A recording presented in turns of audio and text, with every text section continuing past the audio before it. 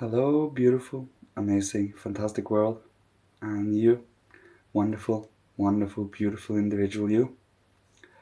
Today, I would like to speak about thought and feeling stirs and keeps our inner being alive, and holding oneself to the emotions and the thoughts that is actually healing, constructive, and insightful instead of being dragged everywhere and anywhere. You know, the power of concentration and holding attention and listening to the occurrence, the direct perception of things, letting the experience of what is occurring work upon us as human beings in a sense. Now, of course, we do have our own inner thoughts and opinions and feelings about certain things, but when we go beyond what we as individuals feel about it and how our opinions is on it and the objective truth of it, the occurrence of it, from there on out, it is what we extract. Do we take the lesson and grow and learn, or do we take it as an utmost failure and then just give up? For that means kind of, you know, giving up means dying inwardly in a sense. Being alive inward and taking any kind of, well, sidesteps, error, mistakes, they are not really that either. They are lessons and karma. And by taking it as that, objectively speaking, we do take in the lessons we have learned from it, and we do not become afraid of observing it because of shame or because of fear or any of this. We literally take a look, we take a peek at the experience and come to understand its fullness. Of course, this is by no means an easy task, for our inner being strengthens and becomes more foundational every day. So over time, we will come to a stage where that is possible.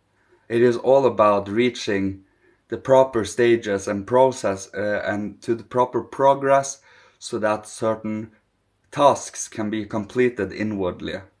So by holding our own thoughts and feelings alive, and devotion, love, faith, love, and hope is what truly brings in divine nourishment, spiritual nourishment. Of course, we do not just sit there becoming, sitting there becoming useless or anything, but we truly take in that life. It literally is life, the feeling of the sense of life, for we do have the sense of life, actually. It is one of our 12 senses.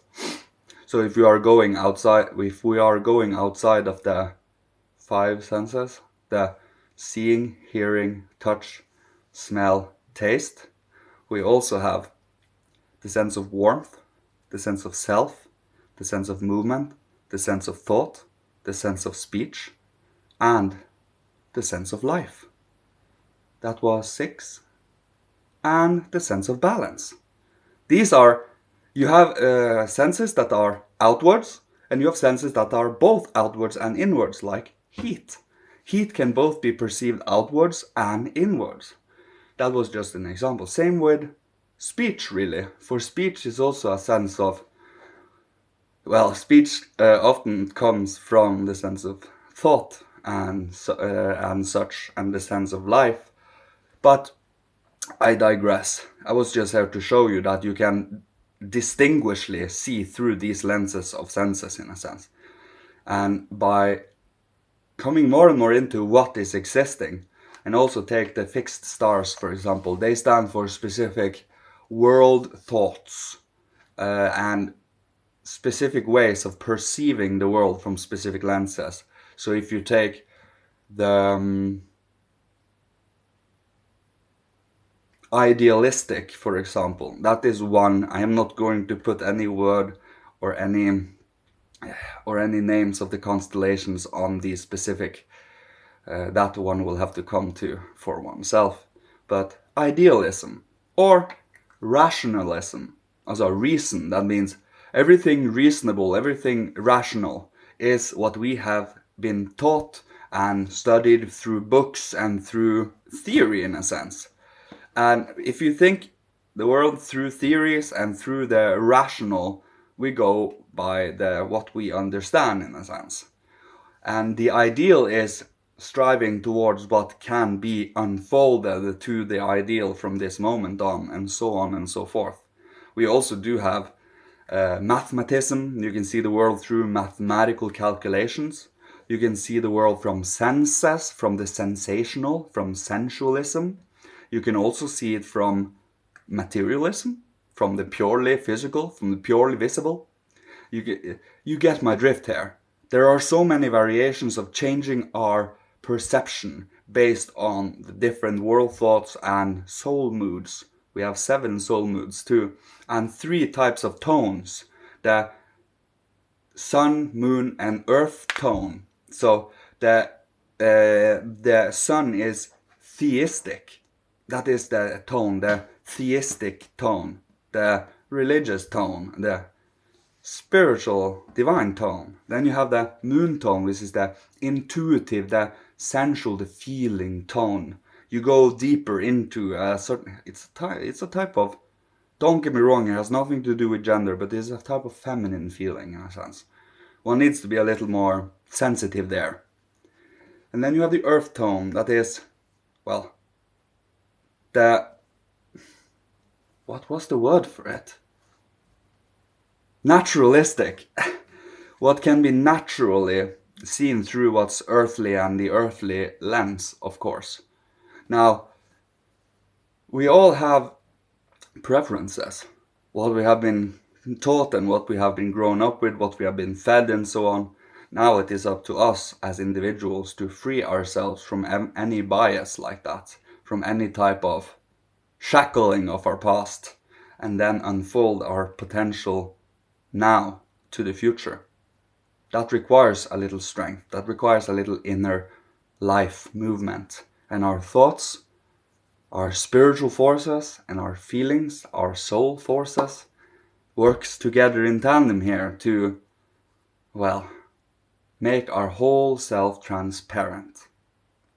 Be transparent to ourselves. And, well, one of the things that really helps for my own point is having God constantly watching me. Constantly. For every single moment. There is not a single time God is not watching over me or watching me. That also means my dumbassery, or at the other hand, my, I guess, wisdom. You see here, it is about holding oneself sturdy and strong and thorough to these forces, allowing these forces to assist and help in our life, inspiring us. For inspiration comes from, well, imaginative thinking when we have reached a certain stage. For as I said, we need to practice imaginative thinking, shaping thoughts, directing thoughts, mastering our thinking, and not in the materialistic sense, not in accordance with natural law, but in accordance with divine law. That is when you truly connect your thoughts to something higher than just physical, materialistic processes in the body. You see, there are correlating forces, spiritual forces, to our materialistic occurrences. They are but results of what is spiritually happening, or have happened, in a sense. For let's use this as an example. Our head, which is a physical reflection of the cosmos, is from a past life. Our feelings, which is in relation to between death and a new birth, well, speaks for itself, really. It is what we worked upon before we incarnated. And our will impulses, what comes out, is this lifetime. The will is new. So you see 3 layers of different stages. So our thoughts and our feelings are kind of karma, in a sense. But at the same time, you can enliven it and bring it into full fruition in this lifetime if we endeavor to develop it. So the more we come to ourselves, the more we come to this inner feeling of warmth and of gratitude and of, well, it is about holding oneself strong in these feelings and sensations and state of being despite everything that is constantly bombarding us and wishes us to be distracted. For if we're distracted and participate in these things, we are there being part of the problem, because we are participating and we do not do anything about it for ourselves, within ourselves. We just participate, you see. But if we cultivate what we are meant to cultivate through listening a little to the higher world and their assistance and their inspirations, of course they only prompt us, they never force us. So you will have to do that for yourself. No one is forcing you, no one is kicking your butt or forcing you to do anything. That is the beautiful part. You have that, it is never given anymore. It is not inheritance anymore. It is something that every single individual can cultivate with their own inner forces. That is what we try to stick to. For if it is inheritance, that is not for everyone. It is not something everyone can tap into. But if it is through hard work and cultivating and dedicating ourselves to the Lord, to the higher worlds, to the hierarchy, to higher knowledge, to truth, to insights, to devotion, to every healing feeling you can really come to imagine, you are cultivating something every individual else can cultivate through our own inner creative and imaginative powers. Also willpower, but as we say, our will, the will of humanity, is sacred. We don't touch another person's will, for it is the most innermost sacred. We do not force, we are not tyrannical, we are not people that wish to see people bend to anyone's will ever. We are free. We are the future spirits of freedom and love. And if we have freedom without love, you become Lucifer. And if you have order without freedom, you become Ahriman.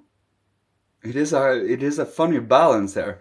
And Ahriman, Lucifer, suddenly appears as predator and prey in a weird way. We are none.